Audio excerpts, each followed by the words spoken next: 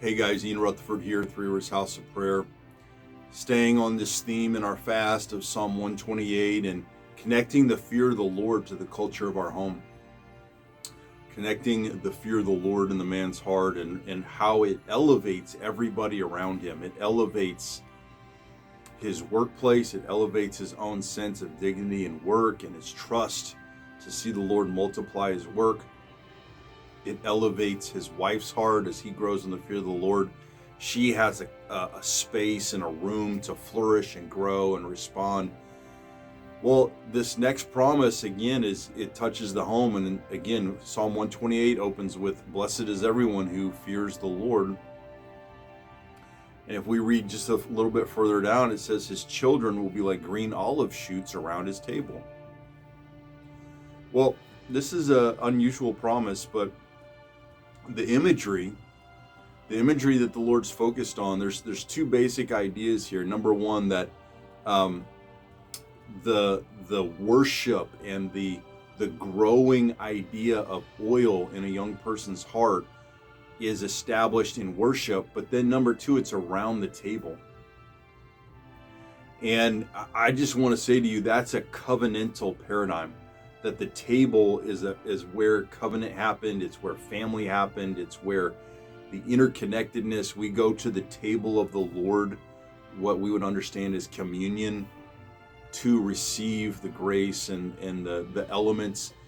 And it's the same, that if we would be around the table with our children, it's a sign of profound covenant power that's operating in our home.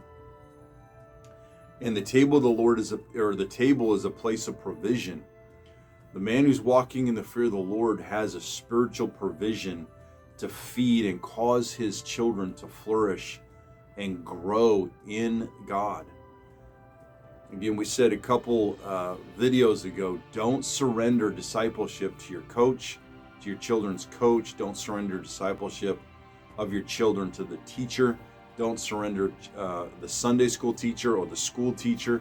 Don't surrender discipleship to anyone. You be the discipler of your children.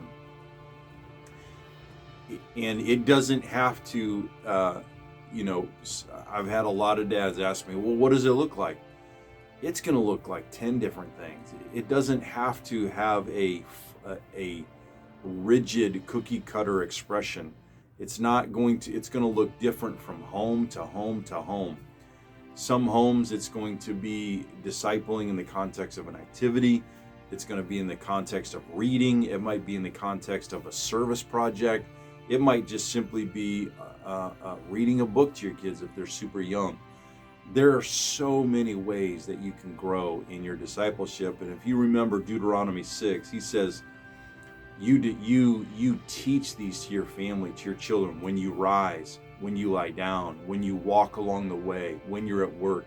The point is that they would be with you and that you would be pumping them through discipleship, not just machine gunning them with Bible verses and facts and figures, but that you would be with them and they would see the Word of God manifest through your life.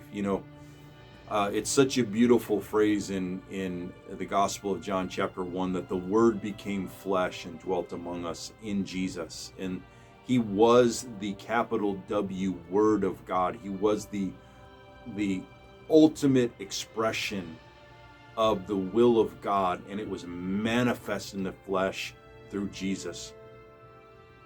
But I want to just give you a charge, fathers, that you are, as you manifest in your home, you are the Word made flesh, not the capital W Word, but as you inculcate, as you absorb the Word of God and it works out in your heart, you will manifest the will of God. You will manifest the Word to your children, and they will see the Word made flesh in their fathers. They will see the wisdom of God, the grace of God, the mercy of God, the gentleness of God, the zeal of God manifest in their fathers, and it will cause them to experience the bounty of God's grace, and they will grow like green olive shoots. They will shoot up. They will sprout underneath your leadership in such a way that they will love God and they will come into their own unique calling as children. Well, I just want to call you to that. I want to call you to be a discipler of your children. I want to call you to fear the Lord and to not be intimidated by entering your home. Again, I want to say it's this is anecdotal evidence, but I believe that it plays out. Most men I know feel very intimidated when it comes to leading their children and leading their home. When they will go into the forest and cut down trees. They will go to work and wrestle with incredibly difficult problems. They will get dirty and filthy and sweat. But man, if you call them, as soon as they step into that home, there is just a sense of inadequacy, and there's a sense of, I don't know quite how to do this. And I want to make an appeal to the ladies who are listening, and I want to ask you to pray for your husbands. Now, of course, I can imagine every married woman hearing this is probably rolling her eyes and saying, you don't even know how much I'm praying for my husband. I just want to advocate. I just want to advocate for your husbands and say, when your husband comes home, you make room for him to lead. You make room for him to engage his children. You make room for him to feel the power of his role, and to be the one who's reading the Bible, to be the one who's leading in prayer, to be the one who is discipling. It might be as silly as a couple Lego projects. It might be something like drawing or coloring, or who knows, baking a cake. All of that. I just want to say to you that, as simple as some of those things are, there are many men out there who feel intimidated by even starting something like that and allowing or figuring out a context in which that can happen. The call is real. Many men feel it, but how do they engage? That's a difficulty. And I just want to ask the ladies out there, make room for him. Make room for those baby steps. And again, I can just hear the choruses coming back from some of you ladies to say, I wish he would fill in the blank, or if he would only fill in the blank. And look, I'm not here to somehow,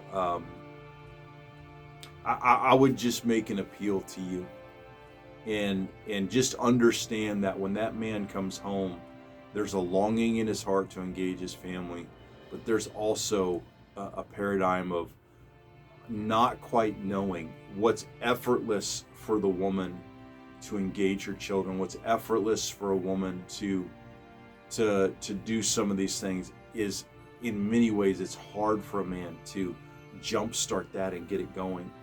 But he has a longing to do so, and in the fear of the Lord, his promise is that his children will flourish as he does this.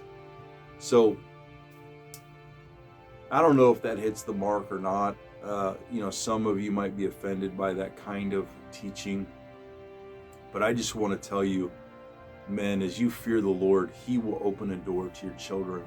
They will be green olive shoots. And I want to encourage you to pray that promise over the leadership of your home, that you would be able to see your children become the green olive shoots, the oil-laden worshipers that they're called to be. And that you would, in the fear of the Lord, you would have the courage to create a context in your home to disciple your kids and to be with them. And one of the promises that I often pray for my own sake, just as a personal testimony, Psalm 36, it's not necessarily related to the fear of the Lord exactly, but it's right in that zip code, it's right in that camp. And it's David saying, "Oh, taste and see that the Lord is good." Well, if you would imagine the fruit of your life, if you are close enough to your children, they will pluck the fruit out of your heart and taste it to see if indeed the Lord is good. And my personal fear, my personal longing, my personal hope is that as I spend time with the Lord and the fruit of the Spirit grows in my heart, my children, I would be close enough to my kids that they would reach into my heart and pluck out the fruit of the Spirit and taste it and go, yes, the God of my Father is good. I will follow him the way my Father follows him. And that's part of how I want to transmit my faith to my children, is to simply say, kids, I want to be close enough to you that when you taste the fruit of my life, you would say, no, it's not bitter. It's not bitter with anger. It's not bitter with fear. It's not bitter with resentment. It's not bitter with preoccupations with lesser things. It's actually sweet to taste. I love the taste of mercy. I love the taste of grace. I love the taste of love. I love the taste of self-control. I love all these things. And man, if that's what God produces in my Father's heart, I want to produce it in my own heart. Yes, taste and see that the Lord is good. Fathers, be close enough to your children that they can taste. They can pluck the fruit from your heart and taste it and say, yeah, I want to follow that God the way my Father follows him. Well, guys, be blessed. Grow in the fear of the Lord. I just charge you to grow in the fear of the Lord and pray these promises over your family and watch the worship of your heart and the longing for your family come together in profound ways.